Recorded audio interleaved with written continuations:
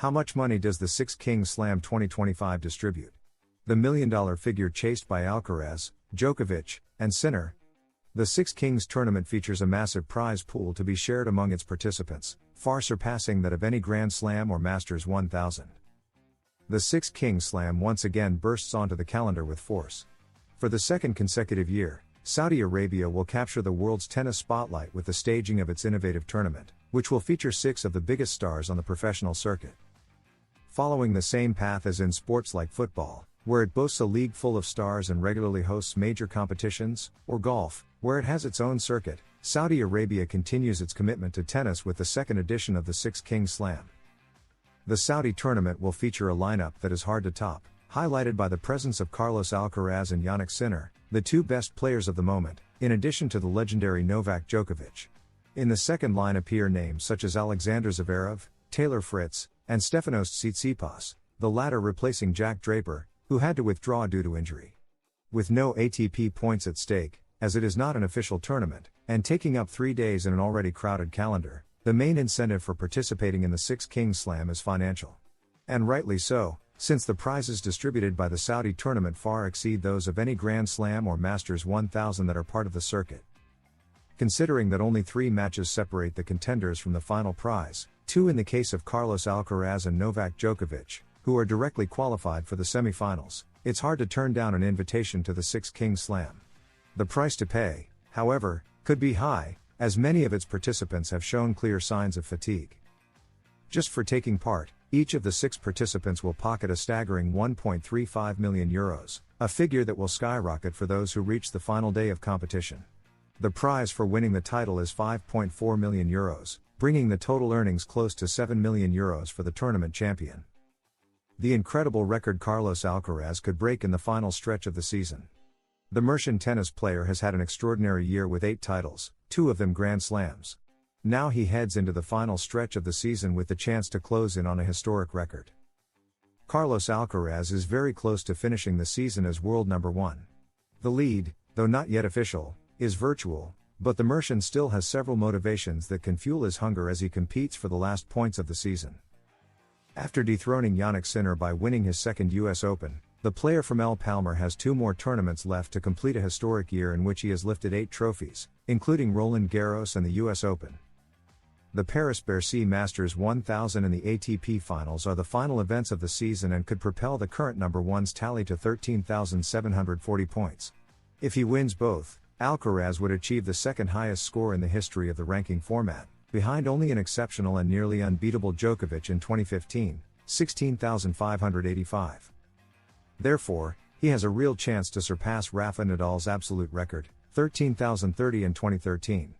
This feat would make him the second player in history with the highest year-end ATP ranking score since the system was introduced, though the top 2 marks still belong to Djokovic. Likewise, beyond rivaling the best versions of the sports legends, Alcaraz, at 22 years old, could close 2025 as the player with the highest ranking score of the past decade. The 6-time Grand Slam champion currently has 11,540 points, and the decade's record belongs to Andy Murray with 12,410.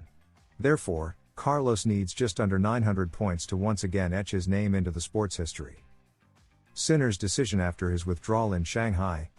The Italian couldn't finish his match against Griekspoor due to cramps. Jannik Sinner has made a decision. His run in Shanghai didn't go as planned, with an unexpected retirement in his round of 16 match against Talon Griekspoor. Conditions in China have been tough from start to finish, with very high humidity levels that physically wore down all the players. In the third set, after losing the second to the Dutchman, the Italian's legs gave out.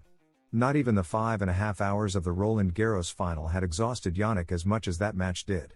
After losing his serve, he barely made it to the bench, using his racket as a cane, a shocking image that ended with the world number 2's retirement. After taking a few days off following the scare in Shanghai, Sinner decided to hire a new physiotherapist for his team.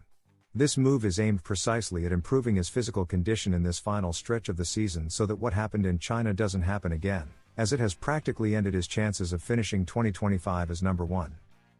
The chosen one is Alejandro Reznikov, an Argentine physio with extensive experience on the ATP circuit, part of the organization since 2010.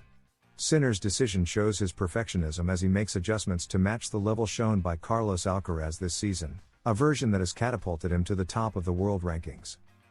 The next stop is the Six Kings Slam, held from October 15 to 18.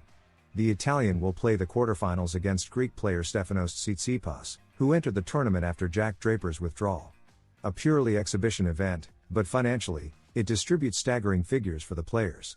In that sense, it's not so exhibition after all.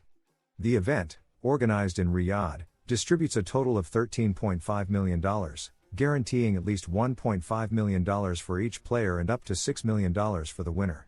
Everything will be broadcast on Netflix, yet another example of Saudi Arabia's desire to reach a global audience. If Sinner beats Tsitsipas, he will face Novak Djokovic in the semifinals. The legendary coach who defends Sinner after his withdrawal in Shanghai, we saw Djokovic. Patrick Mouratoglou, former coach of legends like Serena Williams, wanted to send a message in defense of the Italian after he was forced to retire in the second round of the Shanghai Masters. Jannik Sinner is going through one of the most difficult moments of his season. The world number 2 has struggled with serious physical problems during recent tournaments. In Shanghai, he was forced to withdraw against Talon Griekspoor after suffering severe cramps. Sinner left a very worrying image, leaving the court leaning on his racket to avoid collapsing. In the Cincinnati Masters 1000, Jannik also had to retire from the final against Alcaraz due to a supposed virus that had left him feeling unwell before and during the match. The brutal conditions in Shanghai forced the Italian to call it quits early.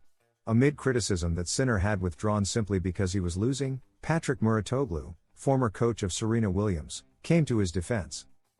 What Sinner had to endure was brutal, a classic example of what it means to play in extreme humidity. There's only one word to explain Sinner's cramps: humidity. Fritz had the same problem. We saw Novak Djokovic vomit twice, said the French coach in comments to Eurosport. Everyone says the conditions in Australia are extreme, 39 degrees is brutal. But it doesn't even come close to what you sometimes experience in Asia or New York. It's not the first time Jannik has had cramps. He had them against Carlos at Roland Garros, but that time it was due to tension, not humidity, Mouratoglou concluded. Jerzy Janowicz, former Polish tennis player, analyzed the rivalry between Sinner and Alcaraz compared to that of Djokovic, Nadal, and Federer. He focused on whether the spectacle remains the same since the legendary Big Three left professional tennis. For Janowicz, tennis has lost much of its appeal since Nadal, Federer, and Djokovic stopped competing head-to-head. Tennis is more boring now. It seems everyone plays the same way. The Big Three were more interesting to watch, more so than Sinner and Alcaraz, who are also very strong. Alcaraz is currently resting after withdrawing from the Shanghai Masters, where Sinner is also no longer competing.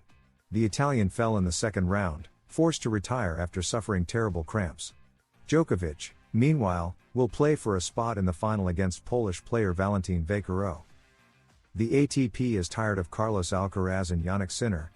Czech player Jakub Mensik was one of those chosen to break into the current two-man battle at the top of the ATP rankings. But today, he admits that everyone has basically given up trying. Even after Jannik Sinner's 3-month suspension, no one has managed to threaten the Italian's top 2 spot.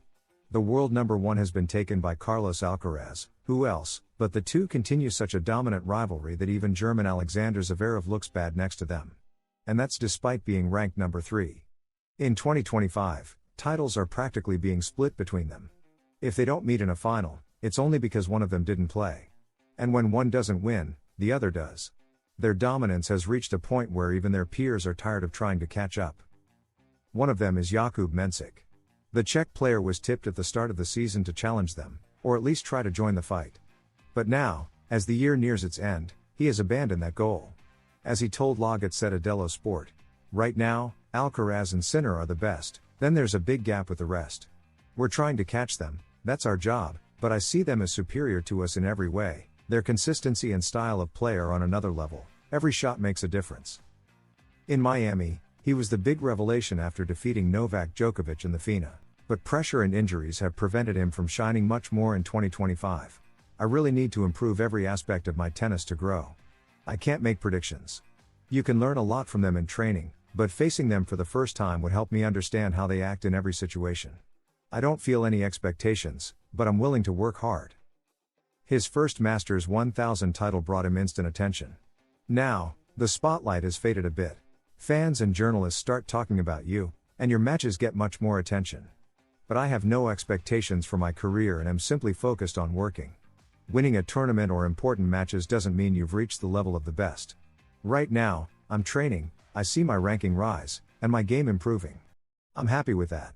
At this stage, you need to gain experience, because consistency is key to getting there.